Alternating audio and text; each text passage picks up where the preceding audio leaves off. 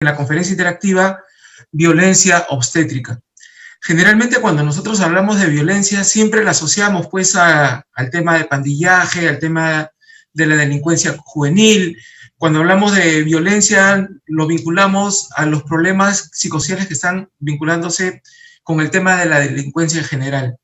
Sin embargo, hay un tema que ha sido poco abordado y de repente muchos de nosotros no tenemos mucho conocimiento y que está referida a la violencia obstétrica.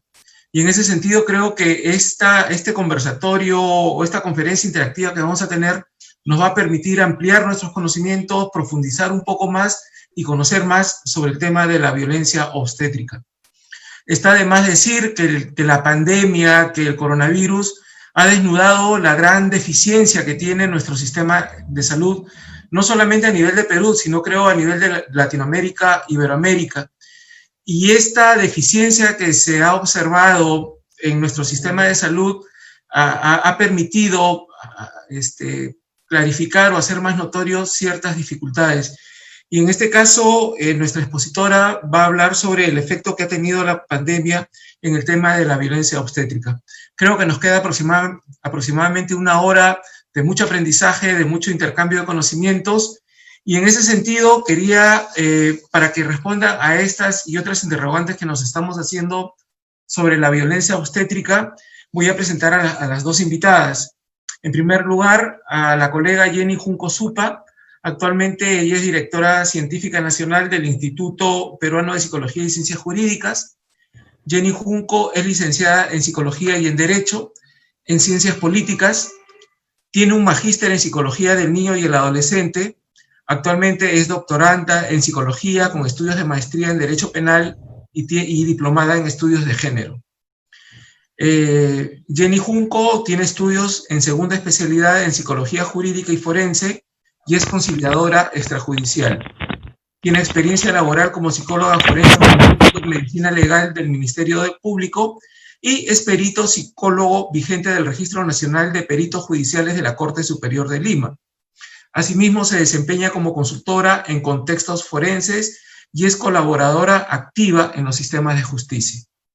Tiene un premio en la especialidad en Psicología Jurídica y Forense en el año 2014, otorgado por el Colegio de Psicólogos del Perú. Es docente universitaria en pregrado y posgrado, asimismo fundadora del Instituto Peruano de Psicología y Ciencias Jurídicas. Jenny tendrá aproximadamente 15 minutos al inicio de esta exposición y donde nos hará una breve introducción de lo que significa el aspecto legal de la violencia obstétrica en nuestro país. Posteriormente seguirá la profesora Yaritza Pérez Rivera, quien tiene un PhD, es psicóloga, posee un doctorado y maestría en Consejería Psicológica de la Universidad Interamericana de Puerto Rico. Además, obtuvo una certificación graduada en Psicología Forense en la Universidad Carlos Andrés Albizu, recinto de San Juan. Posee un diplomado en Técnicas e Instrumentos Psicológicos para la Evaluación Psicológica Forense de la Sociedad Iberoamericana de Psicología Jurídica y Ciencias Forenses. Completó la serie de entrenamientos perinatal Mental Health Advanced Psychotherapy and 2 Days Certificate of Completion Programs ofrecido por Postpartum Support International. Asimismo, completó una serie de cursos en la Asociación Argentina de Perinatología sobre psicoparentalidad, psicología perinatal, psicología del embarazo, psicología del parto y posparto y psicología del nacimiento y primer año de vida. Asimismo, se desempeña como catedrática auxiliar en el Departamento de Justicia Criminal, programa de Psicología Forense de la Universidad de Puerto Rico, en Carolina, donde brinda cursos especializados en Psicología Forense, Psicología y Derecho, Desarrollo Humano, Intervención en Crisis, Análisis de la Conducta, Entrevista e Interrogatorio, Intervención en Crisis, Adultos, Niños y Adolescentes, entre otros. Actualmente ejerce como psicóloga consejera con prácticas forense en roles de investigación, evaluación e intervención en el ámbito civil y criminal. Fungió como psicóloga interna en el Hospital Psiquiátrico Forense y en el Centro Integrado de Niños y Niñas Víctimas de Abuso Sexual. Asimismo, algunos de los temas de investigación en los que actualmente trabaja son psicología forense, terapias alternas con jóvenes transgresores, identificación de memorias, síndrome de alienación parental, intervención en crisis, violencia obstétrica, violencia de género, desórdenes del periparto, duelo gestacional, entre otros relacionados a la psicología forense y perinatal. Creo que asegura una buena sesión de capacitación e información.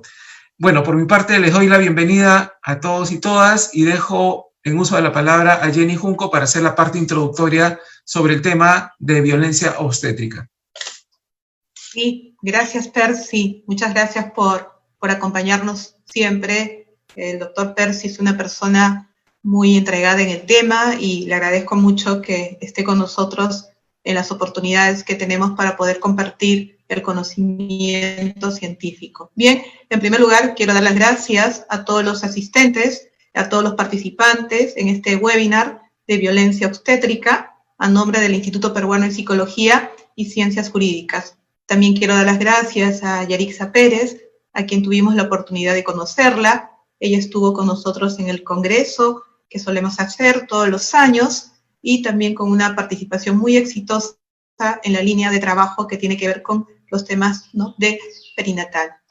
Para nosotros ha sido muy importante y muy potente visibilizar este tema porque particularmente lo tenía pensado hace mucho tiempo en generar un espacio específicamente sobre la violencia obstétrica, porque básicamente cuando uno va entrando en los temas de las violencias, en las diferentes formas de violencia, los diferentes rostros de la violencia, hay algunas que por su misma situación particular no se han visibilizado como otras. Y considero que esta violencia obstétrica es una modalidad invisibilizada y lo vamos a ir viendo en el transcurso de este webinar porque si bien es cierto, está focalizada en un contexto institucional, está focalizada también en un contexto de género, pero es muy importante tener en cuenta muchas variables, dentro de ellas el tema de la interculturalidad. Yo creo que el enfoque de la interculturalidad es un enfoque muy importante para el análisis de los casos y también para el análisis de los casos aplicados al ámbito jurídico o forense. No podríamos nosotros hacer una intervención, ni menos podríamos nosotros hacer una valoración si no tendríamos en cuenta estas variables de la interculturalidad. Bien, mi participación, considerando la característica del webinar, va a ser una participación concentrada básicamente en introducirnos al tema y focalizarnos y contextualizar el ámbito legal, para que luego ya nuestra colega Yarixa nos pueda ilustrar con toda esa experiencia tan importante que tiene, y luego ya les daremos a conocer algunas ideas que hemos ido gestionando en este tema de la violencia obstétrica. Voy a empezar, ¿no?, mi participación señalando que este tema de la violencia obstétrica no es un tema nuevo, ni es un tema que de pronto se le ocurre a un grupo de personas conceptualizar. Por el contrario, es un tema que ya tiene antecedentes y hay mucha revisión bibliográfica y evidencia empírica que puede sostener y sostiene lo que viene a continuación. La Organización Mundial de la Salud en el año 2015 da una declaración muy importante respecto a la prevención y la erradicación de la falta de respeto y el maltrato durante la atención del parto en centros de salud. Esta declaración es una declaración que de alguna forma obliga a los estados partes a tomar las medidas necesarias y diseñar políticas públicas para el trabajo y la intervención adecuada en tema de una atención respetuosa en el embarazo y el parto. Es decir, una salud digna. La salud es un derecho y por tanto debemos conocerlo de lo mismo y por tanto también nos implica a todos y a todas ejercerlo y reclamarlo. Lo que busca esta declaración es que los países, ¿no?, gradualmente eliminen cualquier práctica ofensiva e irrespetuosa, ¿no?, al tema de del embarazo y el parto. Y desde la psicología, ¿no?, es muy importante entender, ¿no?, la importancia que debe tener el tema del vínculo, el tema del embarazo deseado, y probablemente, ¿no?, lo podamos ir vinculando a aspectos mucho más concretos, como el tema de la aplicación forense, la aplicación criminal. Pero la idea central es que la Organización Mundial de la Salud para todos los estados partes y pueda, ¿no?, diseñar políticas públicas. Esta declaración en relación a la Organización Mundial de la Salud nos da a conocer rápidamente 5 tipos de violencia obstétrica. Y no las voy a desarrollar en su totalidad, pero mencionaré algunas cosas generales, ¿no? Una de ellas tiene que ver con una práctica excesiva de las cesáreas, ¿no? Otra tiene que ver con las humillaciones y el maltrato efectuado por el personal de salud, básicamente. Otro tipo de violencia obstétrica que nos da a conocer tiene que ver con de repente el aprendizaje de los estudiantes o residentes médicos sin autorización ni el consentimiento de las mujeres, o también tiene que ver con un maltrato cultural y social en el tema de salud reproductiva. Y básicamente con un presupuesto, ¿no?, que menoscaba un espacio digno de atención materna, ¿no? Entonces, todos estos tipos que nos da a conocer la Organización Mundial de la Salud también es vinculante, y el Perú, ¿no?, en su Plan Nacional de Acción contra la Violencia Basada en el Género, lo señala tal cual. Establece que la violencia obstétrica comprende todos los actos de violencia por parte del personal de salud, con relación a los procesos reproductivos y que se expresa en un trato deshumanizador, el abuso de la medicalización y la patologización de los procesos naturales que impactan negativamente la calidad de la vida de las mujeres. Y entonces, esta definición que lo plantea el Plan Nacional de Acción contra la Violencia Basada en Género implica ya, ¿no?, el diseño y el planteamiento de una política pública básicamente orientada al tema de la salud, tanto en las instituciones públicas como en las instituciones privadas. Este plan nacional que estamos comentando, ¿no?, nos da a conocer una variedad de tipos de violencia de género, y dentro de ella está contemplada la violencia obstétrica, ¿cierto? Y como plan implica, vuelvo a repetir, ¿no?, la gestión, el diseño de política pública concentrada en este tema. Hay países como Argentina y Venezuela que ya lo tienen, digamos, en el Código Penal, ¿no?, tipificado, ¿no?, que de pronto, ¿no?, digamos, ya es una forma, ¿no?, de atender desde el punto de vista sancionador. Pero interesa también bastante propiciar el tema de la prevención y el tema de la psicoeducación, desde la formación que se tiene que dar a los profesionales de la salud, desde un enfoque de derechos humanos, desde un enfoque de la interculturalidad, desde un enfoque de género. Nuestra Ley General de Salud también lo contempla en nuestro artículo 40, donde dice que los establecimientos de salud y los servicios médicos de apoyo tienen el deber de informar al paciente y sus familiares sobre las características del servicio, las condiciones económicas de la prestación y demás términos y condiciones del servicio, así como los aspectos esenciales vinculados con el acto médico. Ningún establecimiento de salud o servicio médico de apoyo podrá efectuar acciones que correspondan a actos que no hayan sido previamente autorizados por el paciente. Entonces, interesa mucho el consentimiento informado, pero interesa más aún que este consentimiento informado sea debidamente entendido, comprendido por el paciente. La Defensoría del Pueblo, en su informe de ayuntía número 001-2017, en su informe titulado Derecho a la Salud Materna, seguimiento de las recomendaciones defensoriales, establecimientos realizados, ¿no?, en los departamentos de Arequipa, Junín, Lima, Piura y Puno, para aquellos participantes que no son del Perú, ¿no?, son los departamentos de mi país. Se hace digamos, como una auditoría, unas visitas para poder ver cómo está aplicándose las buenas prácticas en el tema de salud materna. Y bueno, da una recomendación en este informe que se debe implementar una norma específica que aborde la prevención y la sanción de la violencia obstétrica frente a los casos de maltrato de las usuarias en la atención durante el embarazo y el parto, en particular en nuestras mujeres quechohablantes. Entonces, esta recomendación les debo comentar que ha tenido bien acogerlo el Ministerio de Salud ha tenido bien acogerlo también el salud, ¿no? Es importante también señalar esto, pero también hay que mirar qué tanto se está operativizando.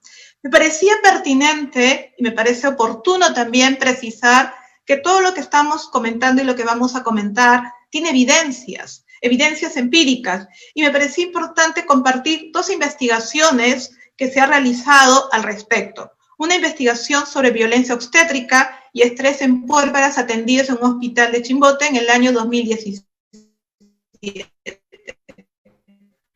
El objetivo de esta investigación estaba orientada a la violencia obstétrica y el estrés en las puérperas atendidas durante todo el primer semestre del año 2017. Bien, se aplicó para esta investigación un cuestionario de violencia obstétrica construido por el Observatorio de Violencia Obstétrica de España.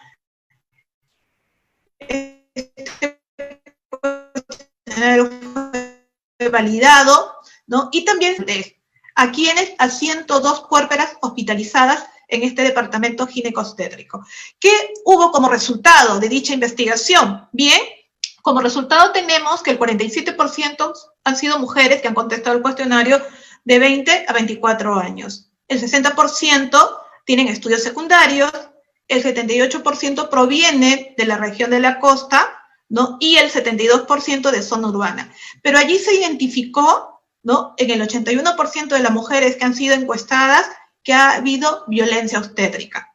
El 67% ha habido una reacción de estrés agudo. Por tanto, ha habido una relación significativa entre violencia obstétrica y la consecuencia de la reacción estrés agudo, ¿no? Una correlación altamente significativa. También ha habido una correlación, ¿no?, significativa en el trato deshumanizado y el estrés agudo. Y también ha habido una altísima, ¿no?, correlación significativa entre lo que es la medicalización y la patologización, ¿no? Esta es una investigación que se ha podido obtener del repositorio de CONCITEP. También hay otra investigación que me pareció de la violencia obstétrica en pacientes atendidos en el hospital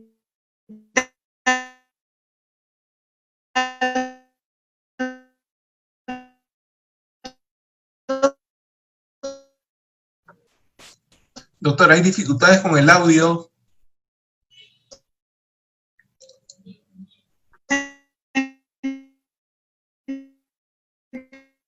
de Lima en el año 2018. ¿Puedo seguir? Bien, entonces, un poco comentando esta evidencia que nos dice que la percepción de la violencia obstétrica en la institución es muy elevada. Se relaciona a la realización de procedimientos sin el consentimiento, la falta de privacidad, el maltrato de personal y la realización de la docencia, ¿no? Y esto también es un trabajo que hemos podido ubicarlo en, ¿no?, el repositorio de CONCITEP. Bien, lo que yo básicamente he querido mostrar, ¿no?, es contextualizarnos del punto de vista legal, ¿no?, respecto a la violencia obstétrica, y también explicitar la evidencia empírica con respecto a este tema, que nos lleva a la revisión, a la actualización, y también nos lleva a la investigación, y también a promocionar o propiciar una política pública en este tema de la violencia obstétrica, que es una violencia invisibilizada, porque, como hemos comentado, está contextualizada a nivel institucional, ya sea público o ya sea privado. Bien, eso es lo que quería compartir. Muchas gracias, y al término de la ponencia de la doctora Yarixa estaremos contestando alguna pregunta que hubiese al respecto. Muchas gracias. Gracias, doctora Junco. Ahora sí tenemos el placer de invitar a la doctora Yarixa Pérez Rivera, quien va a hablar sobre los efectos de la pandemia en la violencia obstétrica. Adelante, bienvenida, doctora Pérez. Muchas gracias. ¿Me escuchan? Sí, perfecto. Saludos, perfecto, qué bueno. Pues antes de iniciar la discusión, quiero agradecer a todos por su comparecencia esta mañana bueno, ya esta tarde. Agradecida de la colega Jenny Juncos por invitarme a compartir con ustedes un tema que, como bien dice la compañera, va a ser importante visibilizar, investigar y conocer, ¿verdad? Más profundamente. Nos toca a todas las mujeres y trasciende los aspectos culturales, sociales y las fronteras. Así que podemos ver similitudes en las circunstancias de vida de las mujeres, particularmente las mujeres latinas, en diferentes contextos. Así que desde ese punto de vista será importante que nos unamos todas para luchar en contra de la violencia de la mujer, en contra de la violencia de género en términos generales, y eso es lo que quiero compartirles en la mañana de hoy. Una mirada a la violencia obstétrica desde la violencia de género con el fin de crear o sembrar la semilla de la importancia de la investigación, de documentar este proceso con el fin de erradicar la violencia. Permítame entonces un momento para compartir mi pantalla para que puedan seguirme a través de la... Aquí está. Sí. Ok. ¿Pueden ver el inicio de mi presentación? Está cargando. Ok.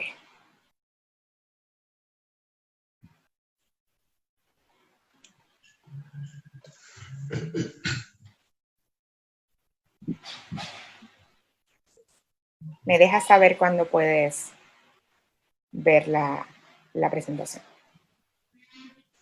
Todavía. Todavía.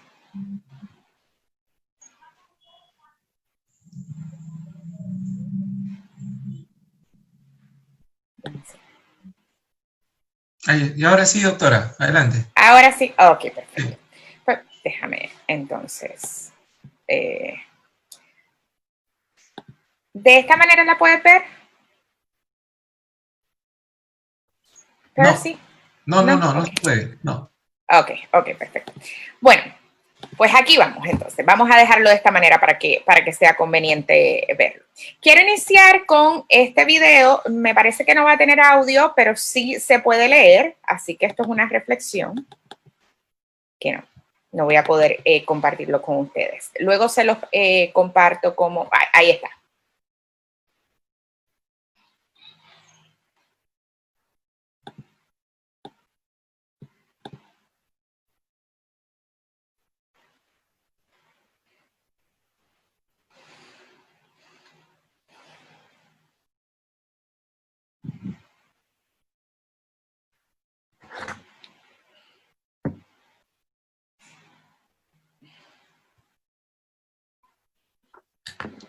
Doctora, ¿es un video?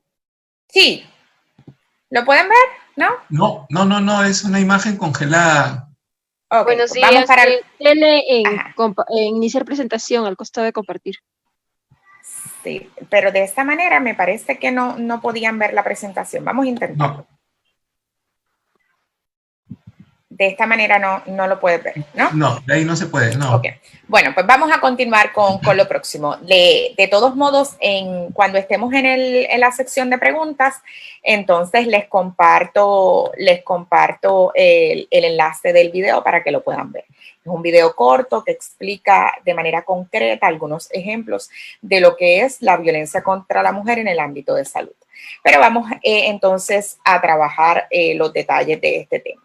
La violencia contra la mujer en el ámbito de salud la vemos o la observamos en mujeres y niñas que sufren violencia en la atención a la salud reproductiva, como en exámenes ginecológicos, el tema del aborto, los tratamientos de fecundidad y anticonceptivo y en otros conceptos de la salud sexual y reproductiva. Por eso, aunque la situación con relación a la violencia obstétrica per se está dirigida a el ámbito de la violencia que sufren las mujeres durante la atención del parto en los centros de salud, no está lejos del concepto de la violencia de género, la violencia contra la mujer y unos conceptos mucho más amplios que están relacionados a la vida reproductoria y la salud sexual. Las mujeres nos enfrentamos a unos procesos, exámenes de salud, revisiones ginecológicas, que nos ponen en una situación de vulnerabilidad. Y ante esa vulnerabilidad, entonces, quizás se da un espacio para la violencia enmarcado en un concepto de una ideología patriarcal que pone a la mujer en una posición de desventaja ante las condiciones de poder. Así que algunas de las manifestaciones de violencia incluyen negar a la mujer la toma de decisiones informadas sobre la atención de salud que reciben durante el embarazo y el parto. Aquí va a ser bien importante la toma de decisiones informada. Implica tener conocimiento de todos los procedimientos que se van a realizar durante el embarazo, ¿verdad? Atención prenatal, al momento del parto e incluido entonces el proceso de posparto. Será importante también que no nos quedemos en la palabra obstétrica. Este es el concepto acuñado por la Organización de las Naciones Unidas para referirnos a la violencia contra la mujer durante la atención al parto. Pero no implica que va a ser un solo especialista de la salud, y su relación con la palabra obstétrica no implica que sean los obstetras solamente o los ginecólogos solamente, sino que todo el equipo de atención al parto o de atención a la salud reproductoria femenina. Así que va a incluir desde la persona que te abre la puerta en el hospital, o quienes te dan seguimiento o el apoyo, ¿verdad? En el contexto de la atención al parto. Enfermeros, enfermeras, anestesiólogos, radiólogos. Así que va a ser todo este personal que le da atención a la mujer durante los procesos de parto. Sin embargo, las Naciones Unidas ha acuñado el concepto de violencia obstétrica para incluir todos estos, toda esta definición, que también podemos ver que en otros escritos puedan reconocerse como violencia contra la mujer durante la atención al parto. Así que serían equivalentes. Algunos ejemplos específicos de violencia obstétrica. Aquí tenemos prácticas médicas sin justificación científica y sin consentimiento. Por ejemplo, una cesárea o una episiotomía, que es el corte que se hace entre el perineo al momento del expulsivo. Regularmente se dice que es para facilitar que el bebé salga. Despegar las membranas o yo no sé si en Perú se realiza una serie de masajes sobre el vientre materno para ayudar al bebé a bajar o a descender, no permitirle movilidad a la mujer durante el trabajo de parto, regularmente posicionarla sobre una camilla donde no se pueda mover. Investigaciones científicas hablan de que cuando la mujer se puede mover, puede mantener balance, puede tener control de su cuerpo, el dolor en el proceso del parto se va a sentir de una manera diferente, quizás más aliviada. Así que la posición acostada durante el proceso de parto no es una posición recomendada, particularmente porque el bebé tiene que descender, y ese descenso se facilita en una posición quizás más elevada, ¿no? De rodillas, tal vez si fuese la posición que escoja la madre. Así que no permitirle... Doctora Yaritza, disculpe que la interrumpa, lo que pasa es que las imágenes de sus presentaciones no se están visualizando. No. Sigue con la primera diapositiva. Ok, la detuve y la voy a volver a... Por favor. Gracias por avisarme. Permítame un momento.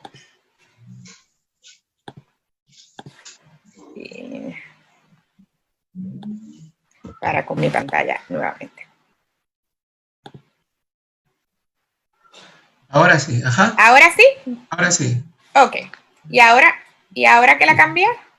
Ahora sí, perfecto. Perfecto, qué bueno. Gracias. Muy bien, gracias por avisar. Bueno, pues esto es lo que les estaba contando. Esos ejemplos algunos ejemplos de violencia obstétrica, y les hablaba de la movilidad, les hablaba de lo difícil que es para las mujeres el poder parir acostadas, una práctica que se ha venido observando desde un modelo norteamericano. Aquí hay que resaltar que la dificultad del parto dentro del modelo médico es ver que el embarazo y el parto es una enfermedad, ¿verdad? Esta visión de que la mujer está enferma. Y entonces esta visión quizás le quita el poder a la mujer de decidir, y entonces nos vamos al primer punto del consentimiento informado, donde algunos especialistas de la salud entienden que deben decidir por las mujeres y ni siquiera entran en la discusión de lo que puede ser conveniente para ellas o lo que ellas puedan decidir. También vemos no permitir a las mujeres estar acompañadas durante la labor de parto por parte de una persona de su elección. El momento del parto es un momento trascendental, donde las mujeres cambian completamente de una persona a otra. Es una transición a una nueva vida. Las mujeres se convierten en una nueva persona que no conocían, que es la madre, ¿verdad? La mamá. Y en esa transición a esta nueva persona se experimenta distintas sensaciones físicas y psíquicas también. Se experimentan unos estados alterados de conciencia, donde hay una descarga de neurohormonas en nuestro cerebro, así que hay una sensación de vulnerabilidad, y estar acompañadas nos permite estar empoderadas del proceso de parto. Así que es reconocido que se debe permitir entonces estar acompañadas por una persona de su elección. El acceso a la sala de partos del personal no cualificado durante el proceso de parto.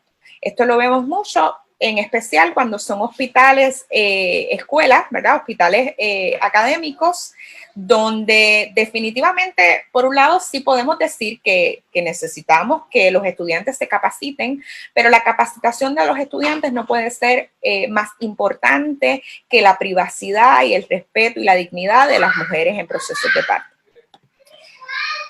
Otros de los ejemplos, y cambié la presentación, yo espero que la puedan estar viendo, es el uso excesivo de oxitocina sintética para inducir las contracciones. Comúnmente en Puerto Rico lo conocemos como pitocina, pero es esta sustancia que se le administra a las mujeres para acelerar el proceso de contracciones.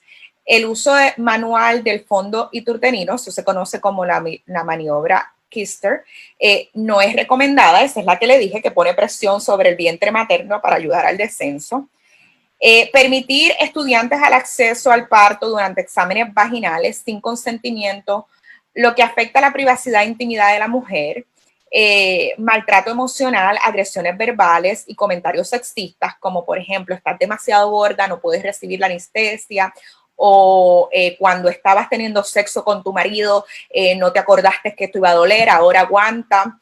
El parto es dolor, así que tienes que aguantar. Ese tipo de comentarios que son agresiones verbales hacia la mujer y de carácter sexista, y son propulsores de un parto traumático.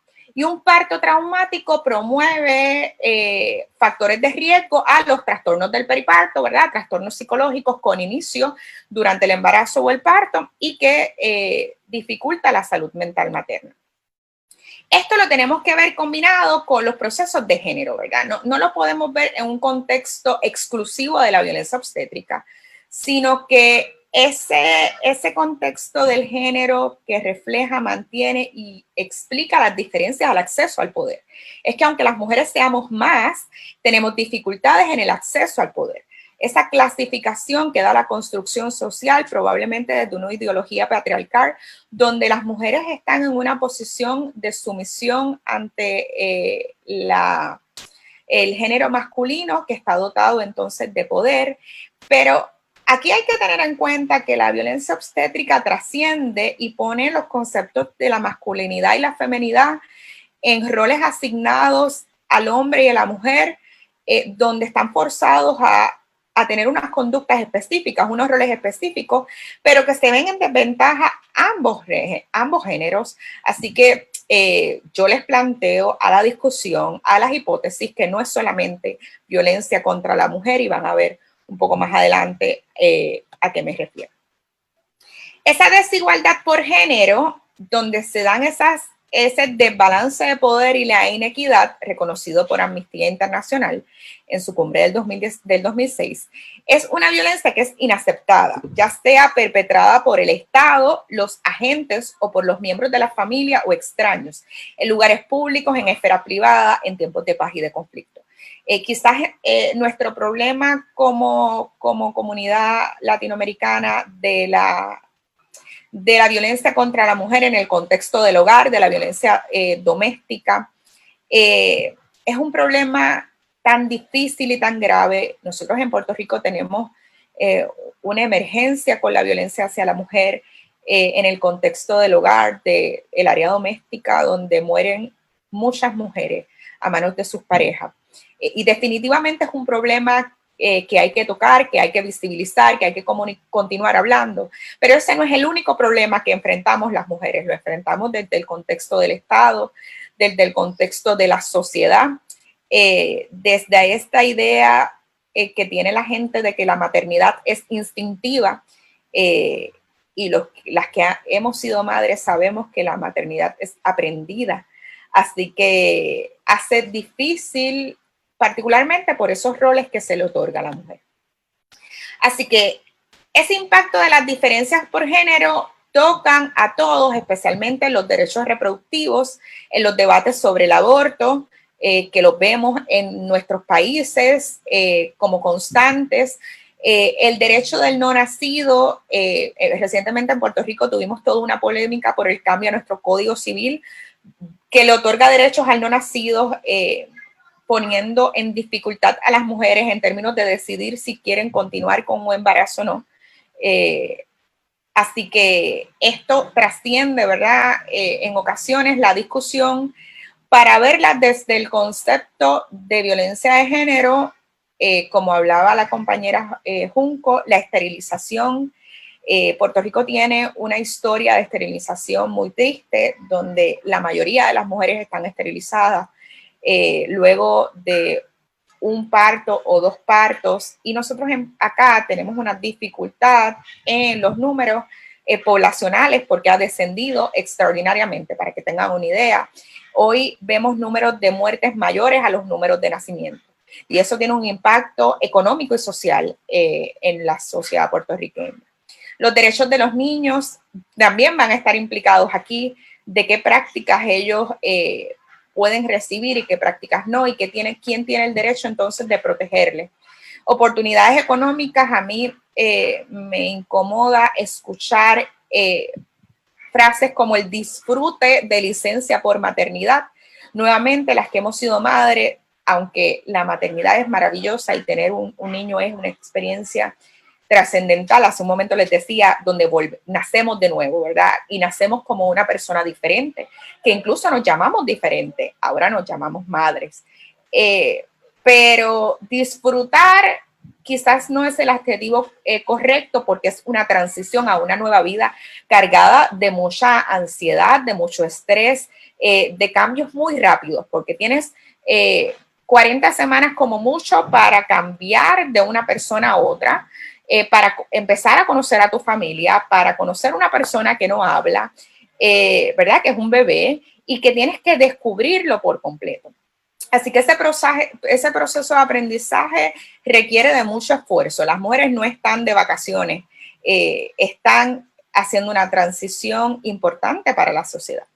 Cuando retomamos entonces las tareas laborales, nos enfrentamos con que probablemente el rendimiento laboral no es igual, pero más sin embargo nuestra sociedad nos hace competir en una competencia desleal con los hombres, donde tenemos que producir de la misma manera que ellos, y esto va a tener unas diferencias, particularmente si estamos en procesos de lactancia, donde probablemente la competitividad pues no va a ser en una justa competencia, particularmente en ese año posterior al parto.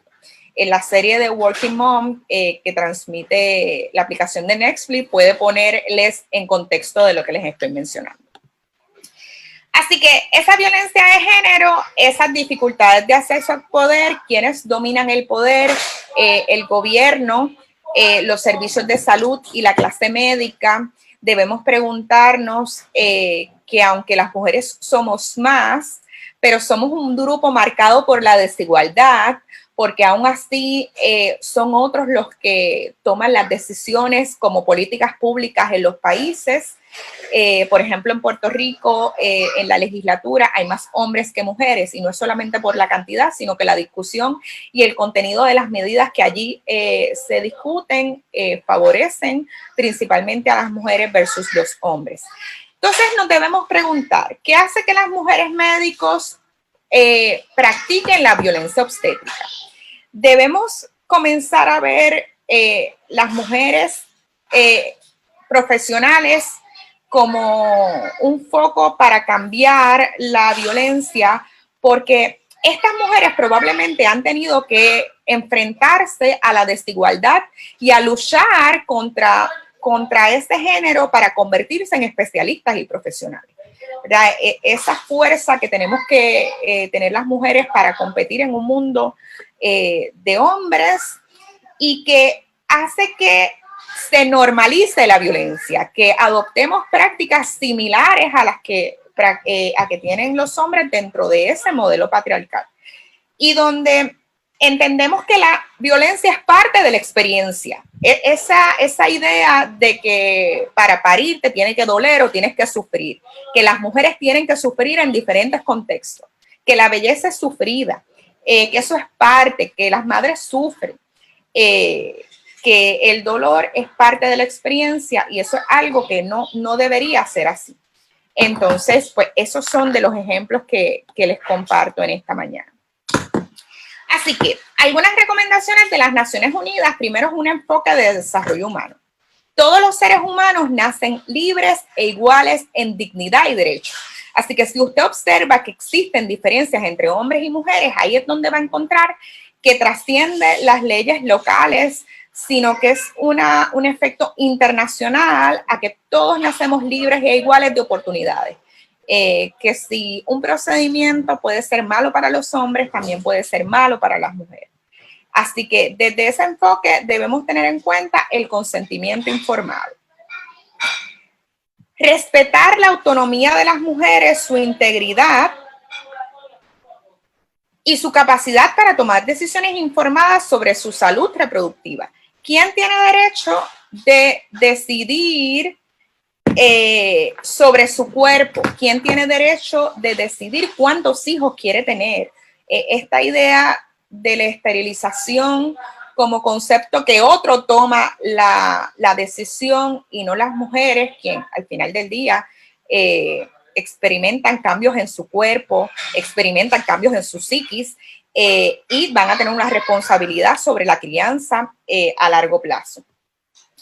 La prevención de la violencia obstétrica, sobre las recomendaciones de las Naciones Unidas, es más que nada garantizar en la ley, y esto me gusta mucho y es parte de lo que quiero compartir para que en Puerto Rico se realicen cambios significativos y que en Latinoamérica también se realicen, es que no solamente se tienen que garantizar en la ley, sino que en la práctica. El derecho de la mujer a estar acompañada por una persona de su elección durante el proceso de parto.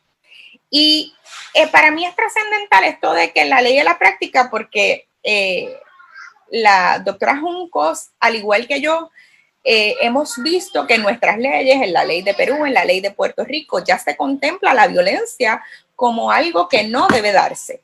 Sin embargo, en el caso de Puerto Rico, a pesar de que la ley lo contempla, todavía lo vemos. Mi hipótesis es que la mayoría de las mujeres hemos vivido experiencias de violencia en el proceso de embarazo y parto.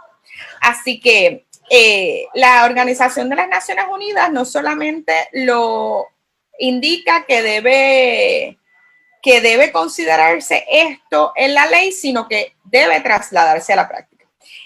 El próximo punto, considera la posibilidad de permitir el parto en la casa e impedir la penalización de esta modalidad. En Puerto Rico, la mayoría de los partos se dan en el contexto del hospital. Organizaciones internacionales como la Organización de las Naciones Unidas y como la Organización Mundial de la Salud reconocen que el embarazo y el parto no es una enfermedad. Así que un embarazo y un parto normal deberían darse en la privacidad y en esa sensación de las mujeres de su hogar. Así que sí se recomienda el poder tener ese proceso de intimidad que da nuestro hogar para embarazos y partos que se dan de manera normal. Así que en ese contexto, la Organización de las Naciones Unidas habla de que no se impida ni se penalice los partos en el hogar. La historia humana ha hablado de partos en el hogar, y los partos en el hogar pueden ser una manera de ayudar a la salud mental materna, dándole privacidad y dándole esa posibilidad de empoderarse por las personas que deciden empoderarse. Así que este punto es bien importante, no ver el parto en el hogar como algo negativo, sino como algo que puede facilitar el proceso y proteger la salud mental materna.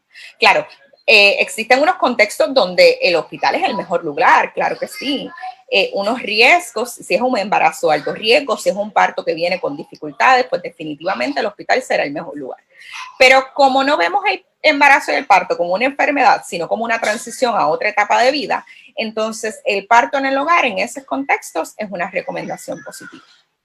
En el contexto del COVID, bueno, pues, ¿qué hemos observado en Puerto Rico? La separación de la madre y el bebé ante la sospecha o el positivo de la enfermedad luego del parto. Investigaciones científicas sugieren que la separación de la madre y el bebé crea un sinnúmero de conflictos, desde la dificultad para iniciar y desarrollar el vínculo entre la madre y el bebé, iniciar y desarrollar la lactancia materna. Sabemos que la leche humana es el mejor alimento para los bebés y la leche artificial no puede compararse con la leche humana. Así que eso provee y que los niños sean más fuertes en términos de inteligencia y en términos de su sistema inmunológico. Así que la mejor recomendación es hacia la lactancia materna, y esa separación no permite que ese vínculo se cree y que se facilite el proceso de lactancia. Así que en el cerebro de mamá también va a ser importante que se descarguen estas neuronas y estas hormonas que van a activar todo el sistema límbico y que provoca entonces el maternaje, este sistema de protección. ¿Y cómo sabemos que eso ocurre? Bueno, pues cuando los bebés lloran en la noche o hacen el más mínimo sonido, la mayoría de las mujeres nos levantamos rápidamente. Y en comparación a los hombres, que es posible que no los escuchen. Bueno, esto se da porque nuestro cerebro se ha preparado para recibir ese bebé y está alerta para protegerlo. Así que esa separación impide esa descarga de neurotransmisores, de neurohormonas que preparan a la mamá para la protección del bebé, que se pudiera dar también en los hombres en la medida en la que comparten con sus bebés. Si papá carga a bebés, si papá tiene contacto piel con su bebé, si papá comparte, juega, entonces su cerebro también va a recibir esa descarga de oxitocina más que nada, que entonces le va a preparar para esas tareas de parentalidad. No permitir a la gestante estar acompañada en procedimientos ordinarios, extraordinarios, en cuidado prenatal y en el parto. No permitir a los padres ver a los bebés luego del parto o luego de la muerte cuando ocurre pérdida gestacional. Imagine que bebé murió y para los que estamos aquí en el grupo y somos psicólogos sabemos lo importante que es los rituales de despedida para una transición de un duelo saludable. Así que no permitir a los bebés, a los padres compartir con sus bebés esa despedida, esa separación quizás traumática, tiene unas secuelas en la salud mental de las personas, no solamente la salud mental materna. De la misma manera, no saber cómo están sus bebés y tener contacto con ellos es de lo que estamos viendo. Y un aumento en las cesáreas. Aquí hago la distinción porque antes del COVID ya Puerto Rico tenía unos números de cesárea altísimos. Para el 2005 veíamos reportado un 48.1 de los nacimientos en Puerto Rico ya se daban por cesárea. Para mí, de manera violenta, de esta idea económica en Puerto Rico, el seguro de salud le pagan más a los médicos, a los especialistas de la salud por una cesárea que por un parto natural. Así que por ahí les planteo uno de los motivos por los que en Puerto Rico tenemos unas tasas de cesáreas tan altas. Para que tengan una idea, la Organización Mundial de la Salud habla que alrededor del 10% de las cesáreas son las que están relacionadas a la muerte materna o neonatal. Así que sí, las cesáreas pueden salvar vidas. Aquí la idea no es pensar en la cesárea como algo malo, sí salva vidas, pero la investigación científica nos habla de un 10%, así que un número como el 48.1 que teníamos en Puerto Rico para el 2005 es un número extraordinariamente alto y habla entonces de la relación con la violencia. Recomendaciones de los grupos de expertos, particularmente de la Organización Mundial de la Salud con relación al COVID. Todas las mujeres tienen derecho a una experiencia de parto positiva. Las mujeres sabemos que el parto es doloroso, pero que también es una experiencia trascendental. Así que las mujeres tenemos derecho a una experiencia positiva, a un recuerdo positivo y que no se convierta en una experiencia traumática. Eso entonces impacta el respeto y la dignidad, el acompañamiento, la comunicación clara, significa que me digas claramente todos los procedimientos a los que me vas a someter y esa comunicación no se puede dar en el momento del ¿verdad? Cerca del expulsivo. Las mujeres que están en el grupo, es posible que estén familiarizadas con esto si dieron a luz por parto natural, que cerca de dar a luz, cerca de que salga el bebé, la mayoría de nosotros dice no puedo más, ya no puedo más. Es en ese momento donde se experimentan esos estados alterados de conciencia y ese no es el momento para tú explicarme todo lo que tú me vas a hacer, ¿verdad? El momento para explicarme es el momento donde yo pueda con todos mis sentidos, ¿verdad? Con evaluar, hacer un juicio sobre eso y decidir qué quiero y no quiero hacer. Así que en Puerto Rico y a nivel internacional yo les recomiendo y les invito a las mujeres a hacer un plan de parto. Un plan de parto es una guía donde usted trabaje todo lo que usted desea y no desea que ocurra en el parto y lo discuta con su proveedor de servicio de salud. Que se le permita tener estrategias del manejo del dolor como la movilidad, que ayuda en ese proceso del parto. El COVID-19 por sí solo no requiere una cesárea, o sea que la persona haya dado positivo a la prueba del COVID no implica que eso va a promover el uso de una cesárea. Las cesáreas están recomendadas para otras circunstancias, no estas circunstancias, a menos que esté conectada a un respirador. Bueno, si está conectada a un respirador, está inconsciente, definitivamente la cesárea sería una alternativa en esas circunstancias. Pero lo que hoy sabemos del COVID es que pueden haber personas asintomáticas como personas muy graves, así que si es una madre positiva, ¿verdad? Una gestante positiva al COVID, asintomática, no requeriría los procesos de una cesárea. La recomendación entonces de la Organización Mundial de la Salud es a mantenerse en el hogar en los primeros signos de parto, porque su hogar es su ambiente seguro, ¿verdad? Lejos del contagio, en paz, cercana a las personas entonces que le hacen sentir segura y de ser posible entonces un parto en el hogar. El contacto temprano, la lactancia materna exclusiva, tener en brazos piel con piel, el alojamiento continuo conjunto de bebé y mamá. Y estoy hablando de las mujeres con COVID, así que las organizaciones recomiendan el contacto temprano, la lactancia materna exclusiva, tener en brazos piel con piel y el alojamiento conjunto de bebé y mamá. Entonces,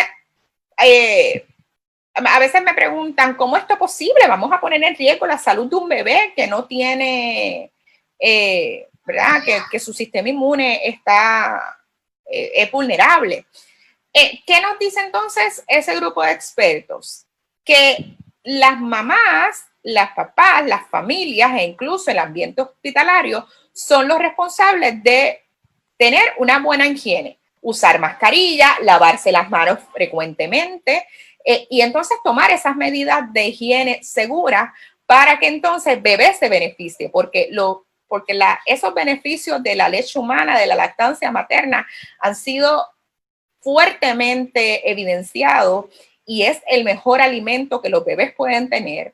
Así que no sabemos mucho del COVID, pero sí sabemos del potencial de la lactancia materna. Casualmente estamos en agosto, mes de la lactancia materna.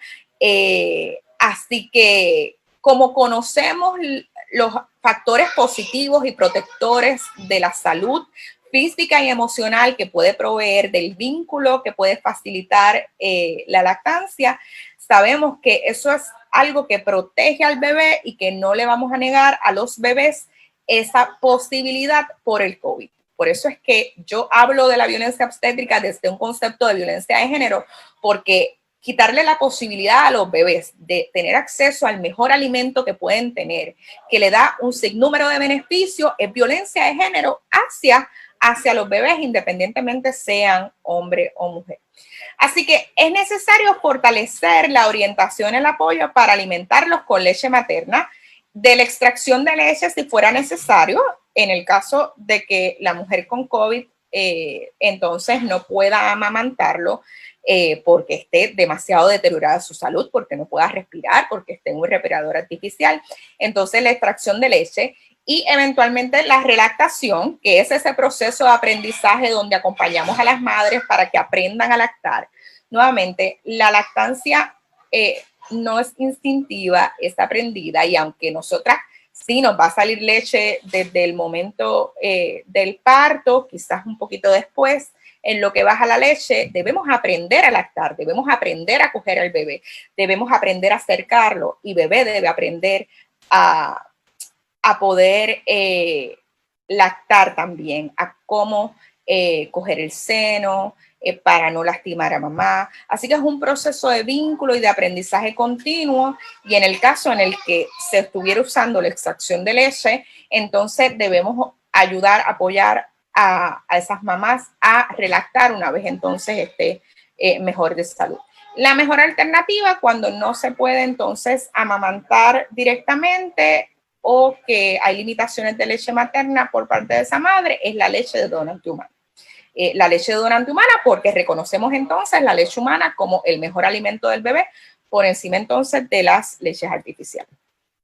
Todo esto, ya para finalizar mi participación y darle paso al área de preguntas, será necesario fortalecer la salud mental materna.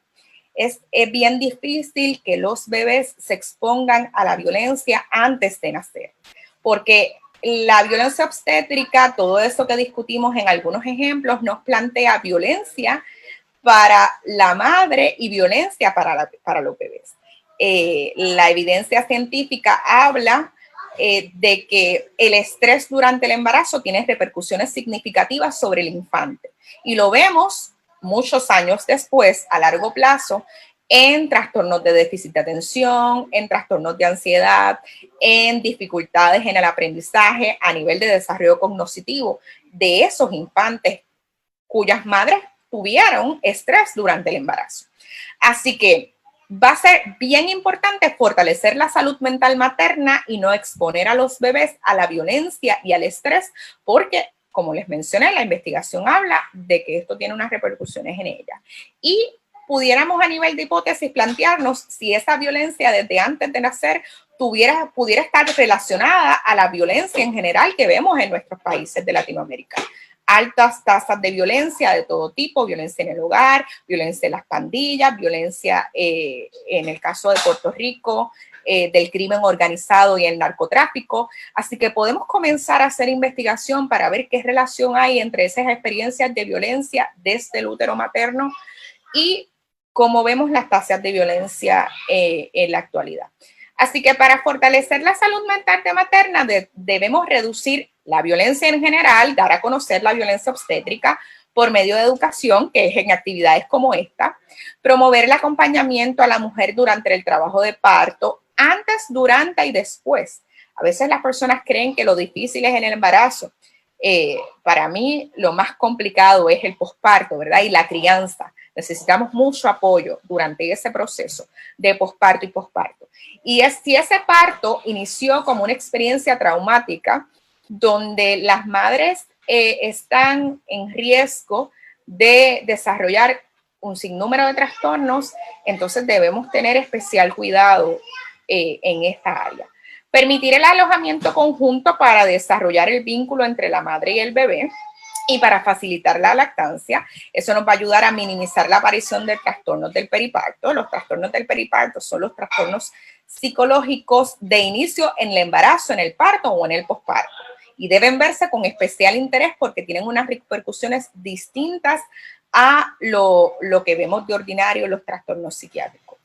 Y finalmente debemos explorar los cambios físicos y emocionales en las madres que pueden alterar su calidad de vida y, como les acabo de mencionar, pudieran tener unas repercusiones significativas en el desarrollo de las comunidades y de la sociedad en general. Bueno, entonces, con esto llego, ¿verdad?, al final de mi presentación. No quise ser muy larga, quise ir a lo puntual. Los invito entonces a seguirme en las redes sociales. En Facebook estoy como doctora Yaritza de Pérez Rivera, Psicología Forense y Perinatal, y como doctora Yaritza Pérez en Twitter, Yaritza Pérez Rivera en LinkedIn. Muchas gracias por su atención.